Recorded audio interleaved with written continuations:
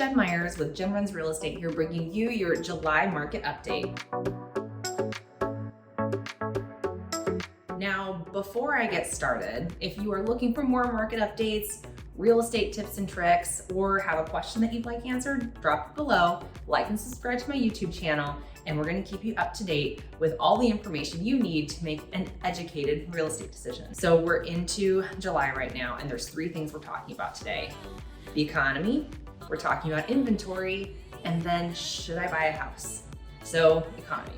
According to the Wall Street Journal, CEOs are predicting that we're gonna be in a recession for the next 12 to 18 months.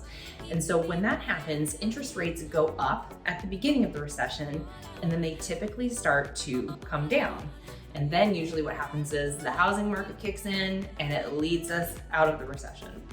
So it's important to know that a recession doesn't always equal a housing crisis. We've been talking about that one for quite a while. In fact, for the last 6 recessions that we had from the 1980s to COVID, there were only 2 that we actually saw housing prices fall in, and one of those, of course, being 2008. So the other 4 housing prices actually increased. So it's important to keep that in mind as we're talking about what a recession could mean for housing values, because we do still have pretty low inventory. But let's talk about how that is starting to change a little bit. So, inventory update. The amount of offers received on a property has gone down from 5.5 to 4.2, so that's starting to soften. The percentage of offers over asking has fallen from 61 to 55, so that's softening. Sales are softening. Inventory is starting to increase. But it's not because a bunch of new inventory is coming on the market. The same amount of inventory is coming on, it's just staying on for a little bit longer because buyer activity has softened with the interest rates. So this is really important for everyone to understand, because Realtor.com initially predicted that our inventory was going to be about 0.3% this year, and they updated that to 15%. So buyers, listen carefully, is what this means for you. If you hopped out of the market last year, it is time for you to hop back in. I know, interest rates are higher. You're thinking, it's gonna cost me more to buy a house. It was gonna cost you more to buy a house last year. Those bidding wars, everything going crazy.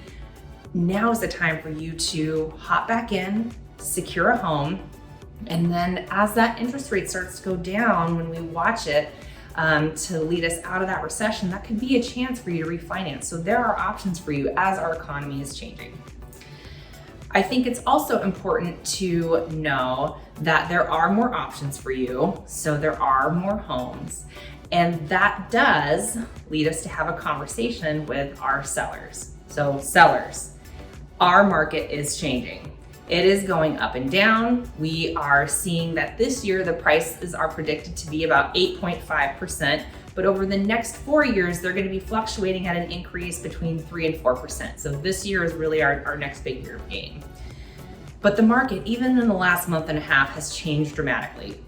And if your home is listed and it's on the market and it's not moving or not getting activity, it is time to reevaluate where your price is at. It does not mean your asset is losing value. Your asset has gained significant value over the last 2 years. It just means that the market is rejecting the price.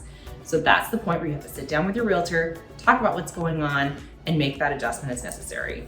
That's what I have for you today. Thank you for joining me at my open house, where we take a couple minutes to talk to you about what's going on. I look forward to talking with you guys next month, and I hope you enjoy the rest of your summer.